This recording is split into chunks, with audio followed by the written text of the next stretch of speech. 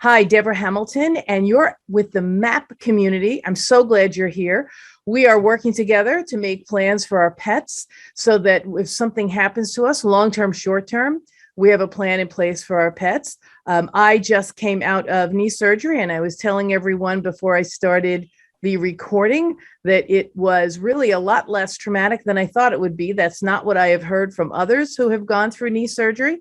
So I am pleasantly surprised. But as I shared with the community, and I'll share with all of you, it's probably because I had so much positive energy coming my way from my family and friends that there was absolutely no way it couldn't be a roaring success. And really, my husband is mesmerized that I'm doing everything by myself. In fact, I was going to go over to the storage locker and help him move boxes, but the little voice in my head said, maybe you shouldn't do that. Maybe that would be pushing the edge of the envelope. Maybe you should just stay home. And so I have. I'm missing Junie, but I know he's safe and hunting all the birds. The hunt test person told me he was in his next life on Monday, because Connie, you'll understand this. They had a big hunt test on the grounds the weekend before. There were a lot of leftover birds, and Mr. Junie not only understood and remembered, but was perfect on his master hunting skills. So I was very thrilled to hear that, and he's happy. He was shell shocked, I think, when he was dropped off, because he was living the life of Riley here. However, I think he got over it pretty quickly when he realized, oh, you mean I'm going to run after birds and point them, and then you're going to shoot them, and then I'm going to go retrieve them? Oh, I can deal with this for a little while. So thanks, everyone, for all your good energy. I'm thrilled. Lots to talk about tonight. But before I start, I want to say that Sally is off to some sushi dinner, so she will not be here to join us. I'm hoping that Colin will be here. I'm hoping we have some new people. But of course, I'm grateful for Susan and for Connie, because I was a little reactive and defensive tonight. But I'll tell you more about that later. So, Connie, how's everything going out in California? Well, so far so good. We are between major dog shows. There isn't another one until toward the end of April. So Mr. Casey is chilling, and we're just going to rally practice with his mom, and just hanging out with our friends. But as far as the list of D's, our wins are kicking up again. In fact, I just came in from running errands and getting my filthy car washed finally. And the wind is really picking up, and there are wildfires in the surrounding foothills around Los Angeles. So 'tis the season. We are supposed to maybe get some rain this weekend, but here we are. So we're all bracing and hoping for the best. Absolutely. Susan, how is Maggie doing? You know, it's been interesting. I think you just can hear her barking. You heard her name, and she's telling me how she's doing. She's very reactive, and you know that. But we gave her a bath using a lavender shampoo, and it's been interesting. I noticed she seemed a little bit more sedate and just chilling a bit. So I don't know if it was the shampoo or what, but well, there's that commercial we watch now where the woman had an autistic son on the spectrum, and she found that lavender helped him have calmer times, or at least calm down when he got agitated. And they actually started a company that has lavender in the soaps and shampoos and things, specifically for children who are diagnosed on the spectrum. Interesting. Yeah, if you have the name of the company, I'd be interested. I will send that to you. To you. But she's being better?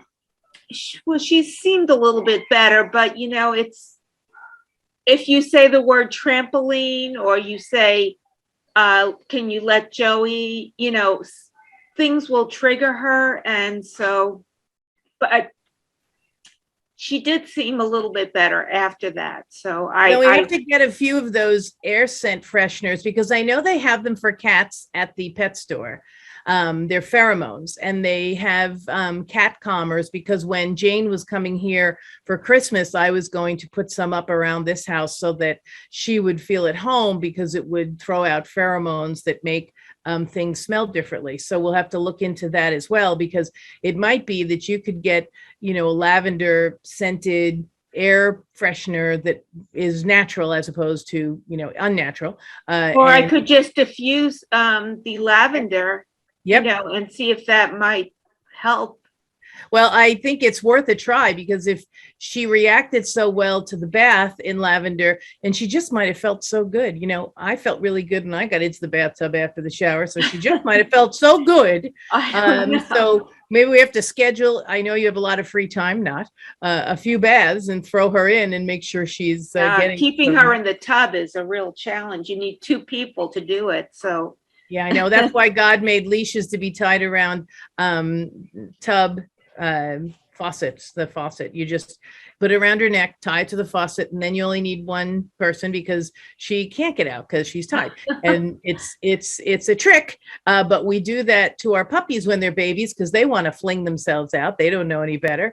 And so you gently tie them, and you tell them what good babies they are, and you hold them still, and then they realize, I can't leave anyway, so I might as well just stand here. And then by the time they recognize you no longer tie it around the faucet, they're standing in the tub, not moving.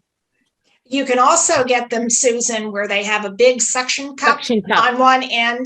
Professional groomers use them, and a lot of my dog show friends use them. When we redid our master bath, I had a great big huge stall shower put in that was specially configured for bathing soft-coated Wheaten Terriers, complete with a bench that's the right height, but also with a handheld nozzle that can reach every corner of the shower stall. So, but you can absolutely, in fact, I think I have one under one of my sinks. You can get exactly what Deborah is talking about, only with a suction cup. With a suction cup, I had that too. When in doubt, I go back to what I did when they didn't make suction cups, but they do. And you just have to wet it, suction it to the tub, and then put it around her neck. And you put it on the opposite side of the tub, so that the suction cup is on the far wall, she's in the middle, and you're on the other side. It works really well. My guys never jumped out of the tub, and I just put it on for security reasons, because we don't want anybody to hurt themselves. But it's really interesting. I wrote the article for the Irish Setter Club of America upon the death of our former president of the club, who passed away without a will. And you would think, and I know, Connie, you and I have spoken about that, you would think that people, when they go through the death of someone in their club who didn't have a plan for their pets, they would make a plan for their pets. However, they don't. And I have to tell you, so this was my passive aggressive moment about 5 minutes before I got on here, because somebody wrote to me, who I drove all the way 6 hours from my house in upstate New York to a dog show to give a free program to my colleagues in the Irish setter world. And there were about 30 people sitting around taking feverish notes. And one of them was the woman who just passed away. And she didn't make a plan for her pets. She was there, and she sat there through the hour program and made feverish notes and didn't write anything down. True, it was about, I guess maybe 10 years ago now. However, okay, you could have built it. I had this program around 8 years ago, because I broke my ankle in 2013. But anyway, so it has to be less than that. So she passed away. She left her dogs. The woman who wrote to me is the president of the local club up in New England, and said, it was really tough there for a while. We were sort of nervous, but we found good homes through rescue for all these dogs. And I said to her, well, that's great. I said, and that, of course, is the last person you leave to care for your pet. Is Baton Rescue, is Wheaten Terrier Rescue, if the people you've appointed can't take the dogs. However, the dogs probably would have liked to have had somebody write down that they get allergic to turkey, or don't like little white dogs, or are afraid during thunderstorms, or any of the myriad of things that we all know our dogs have, that is special about them, and you should know about them. You don't address the needs of your pet, and it really, so it's the best of worlds and the worst of worlds. And I know I'm like a broken record to everyone who's listening to this recording. the dog show world is wonderful. We do come to the aid of our countrymen. We find someone to take your dogs when you leave them in the lurch, quite frankly. However, really, this call is free. This community is really supportive. Nobody judges. Everybody tries to think of a way to help you find someone who's going to take care of your pets. We give you simple tips to help keep your dogs out of animal care and control. Because what really irks me is when, if you don't find the person and the dogs go to animal care and control, if you don't have something in writing, it is within animal care and control's purview not to return the dogs to you.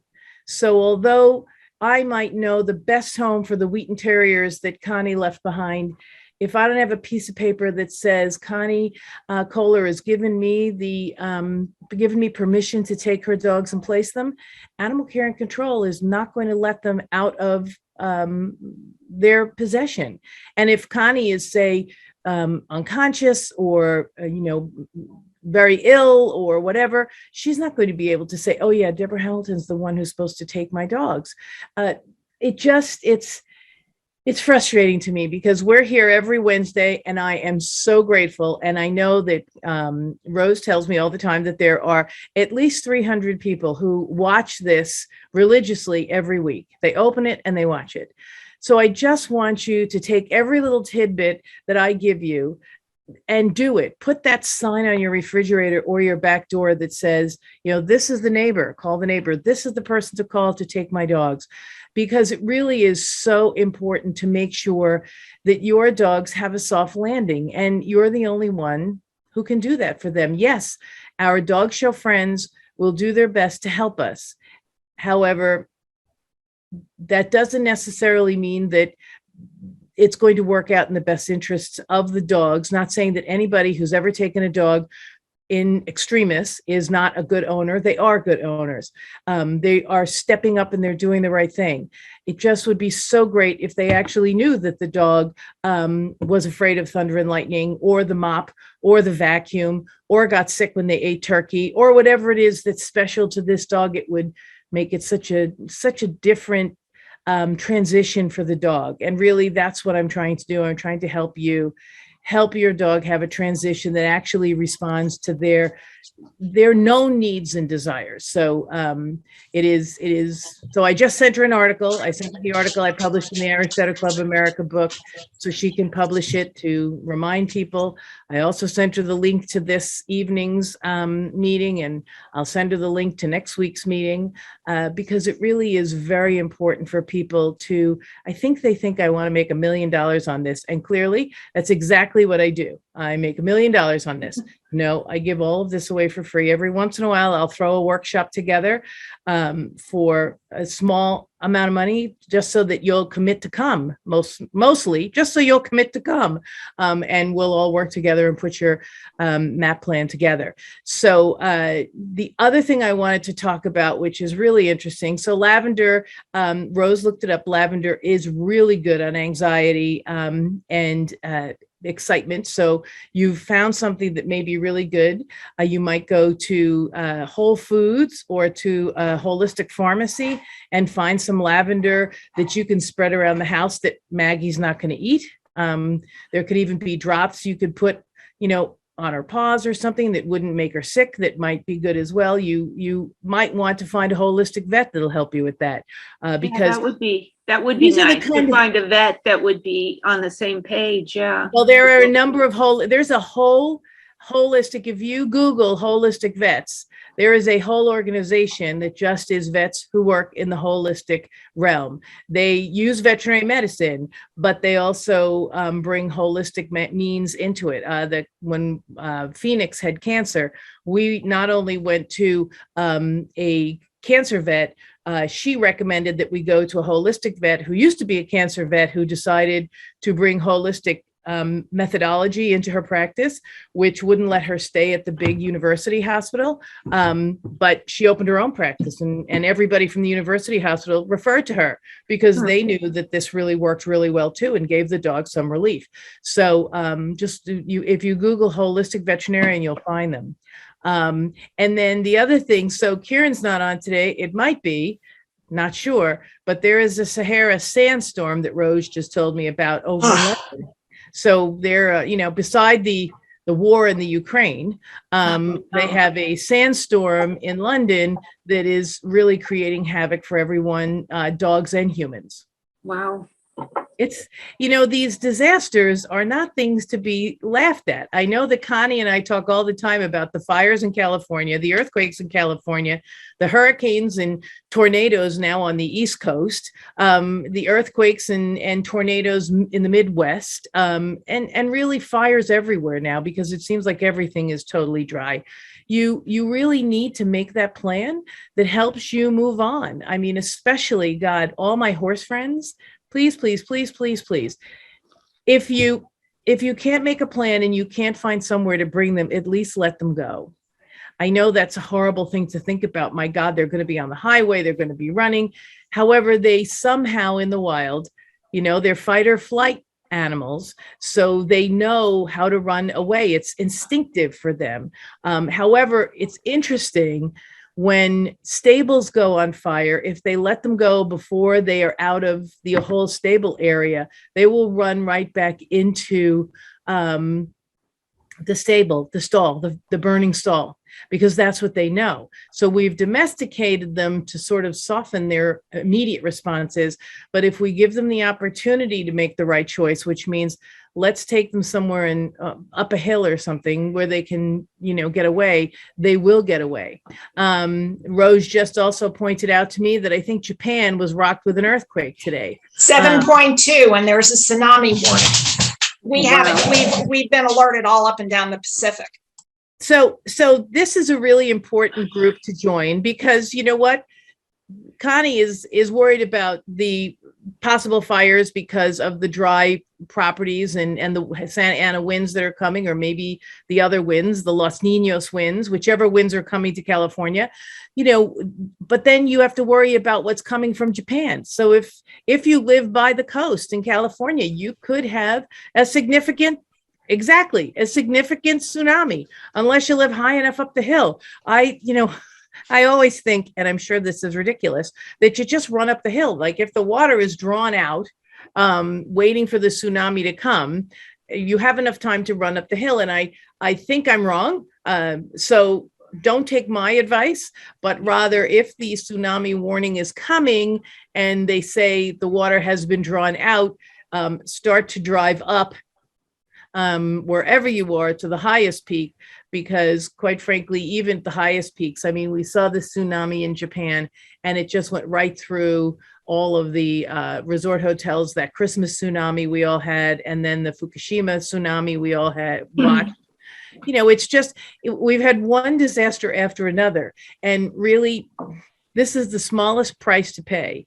And I'm writing an article with a colleague of mine from the ABA Animal Law Committee, and we were thinking of titles for the article, because it's sort of exploring when pets became refugees, because pets weren't refugees in 2014 that I can find any articles written about the mass exodus from Ukraine the last time Russia bombed them.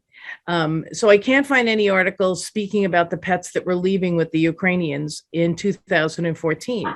So in the matter of 8 years, animals have shifted to the fact that they are now being allowed into another country with no proof of vaccination, no proof of even really ownership. I mean, there are a lot of dogs who were left behind as well. However, more dogs and cats than not, and even birds. I don't know if you've seen it, but parakeets and parrots and cockatiels, and it's freezing out. And if you've ever owned a bird, cold, not good for birds. And they're cold-blooded animals. Yeah, you cannot take them out in 30, 20 degree weather, even covered. I mean, I'm amazed that they're making it from shelter to shelter. But this has been just the most difficult thing to watch. and to see all the animals that are displaced and as shell shocked as the people. So they're all doing the best they can. It's been a remarkable week. Connie, what have been some of your observations this week? Because there have been so many, and there's been so much about, foals that are being born, because this is the time of the year, January, February, March, when foals are born, and some of them are being lost. And it's just an incredible time of the year. Well, specifically speaking to the Ukrainian invasion and the horrors that are the atrocities that are going on over there. Fortunately, a number of my friends and I are political activists, among other things. And so we have all mobilized to, try to get as much help and assistance to the Ukrainians and their animals as we possibly can. And in fact, I have a couple of resources to share. I will drop some of them into the chat for everybody after I talk about this. Perfect. But for my birthday, which was a couple of weeks ago, I did a Facebook fundraiser for World Central Kitchen, which is the absolutely saintly chef Jose Andres, who is a Spanish immigrant, now a very proud U.S. citizen, who with his team goes right into harm's way whenever there is a natural or man-made disaster here in the United States, but he has begun to do so overseas. And I mean, the minute the Russians crossed the border into Ukraine, he and his team were there at the Polish-Ukrainian border, setting up their kitchens so that they could feed all the refugees coming across the line. And so I raised well over my goal. Fortunately, I have very generous, concerned friends. We went way over our goal, which was great. But I also, for the animals, and of course, we are all seeing on Facebook how people are carrying their German Shepherds and their Huskies and their big, big dogs, in addition to their Yorkies and their Maltese and their toy dogs. And there are some little old ladies who are walking out of train stations into Poland with two dog crates in their hands, rather than suitcases. So both the Ukrainians for rescuing their dogs, and God love the Poles for taking them in, and the Romanians and the Hungarians. They are all stepping up to the plate. But specifically, you got to be careful these days to which so-called charities you donate, because there are so many scammers out there, especially in times of crisis. But the American Veterinary Medical Association is a really solid one. And they put out a press release, which I posted in my own personal Facebook news feed, which I'm sure Deborah, I have as well. Saw. Yep. It's called Veterinary Community Stands with Ukraine. And I will post the link in the chat here. But there's also a link within that article, and I will post the direct link as well to the American Veterinary Medical Foundation, right, which is part of the AVMA. And so they have a huge link at the top of their homepage.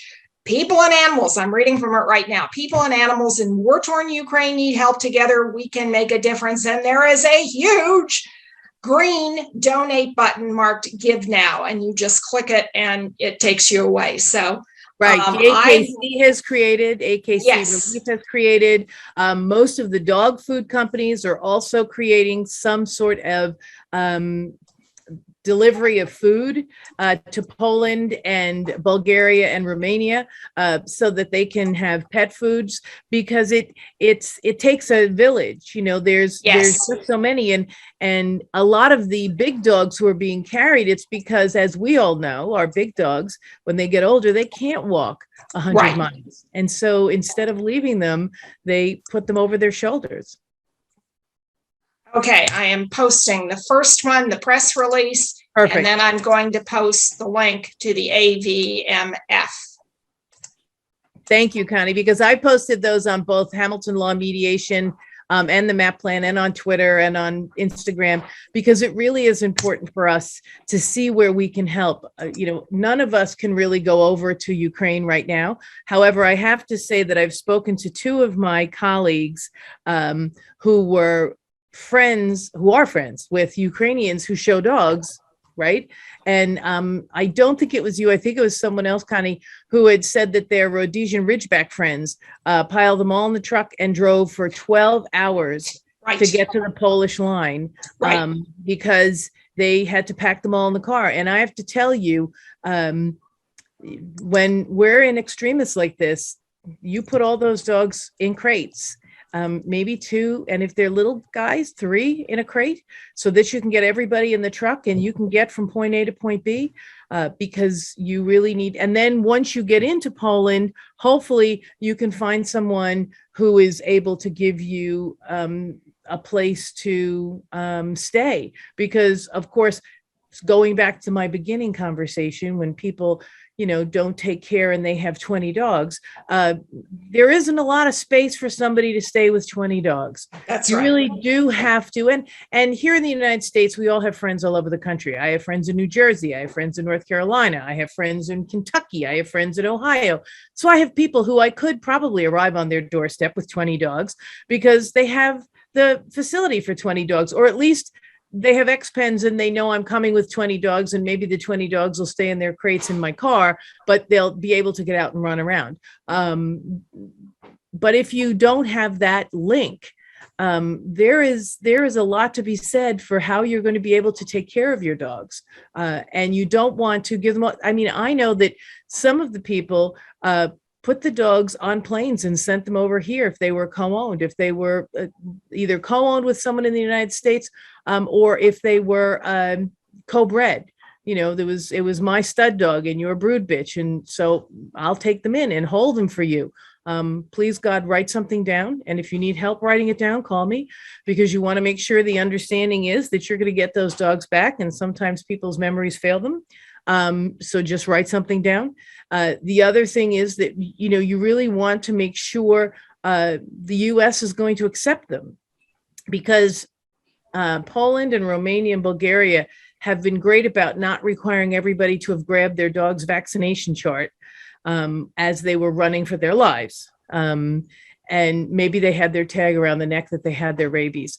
Here in the United States, unless it's a country that doesn't have rabies, they will not let a dog in from a country that has rabies without a rabies vaccination. Now, I hope the United States will bend that a little and just give the dog another rabies. I'm not a pro-vax, over-vaxxer. However, I'd rather the dog to come into the country, and if it's older, it shouldn't have that much of an adverse, unless it's one of the breeds that has adverse reactions to rabies, or maybe you just keep it in quarantine, just keep it in quarantine.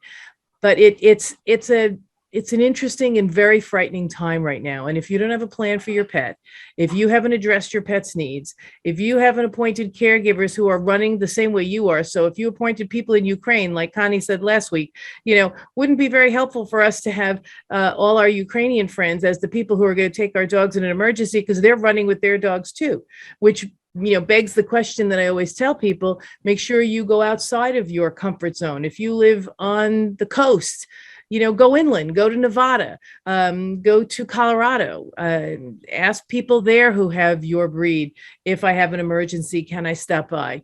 And 9 times out of 10, they'll say yes, because, we're all, but for the grace of God, if they had a fire coming down the hill in Colorado, they'd like to come to the coast to get away from the fires. So, it's a quid pro quo, and really want to make sure you have these things in place. So Susan, I know I've talked a lot tonight. Are you feeling overwhelmed? I know you are, because no, I'm actually not. I'm thinking about those dogs coming into the US from Ukraine, and I'm thinking that there should be volunteer veterinarians working those dogs to make sure that they're able to